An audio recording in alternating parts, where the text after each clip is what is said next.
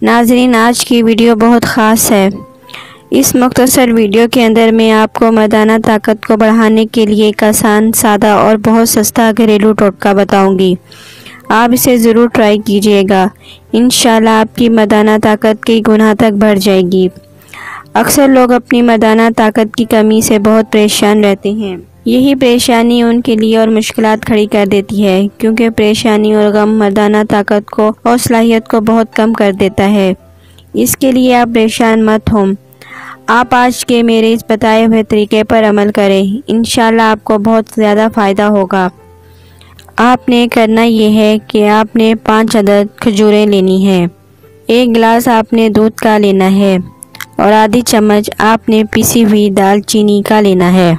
आपने 5 खजूरों को 1 गिलास दूध के अंदर डालकर पूरी रात भिगोने के लिए रख देना है।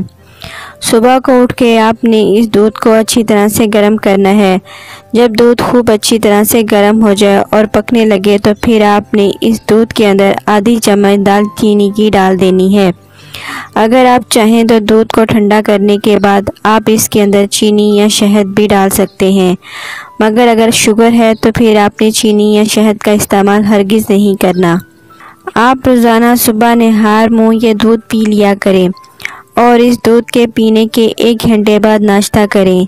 आप 5 दिन इस दूध को पी कर देखें। आप हैरान रह जाएंगे कि आपकी मर्दाना ताकत कई गुना तक बढ़ चुकी होगी।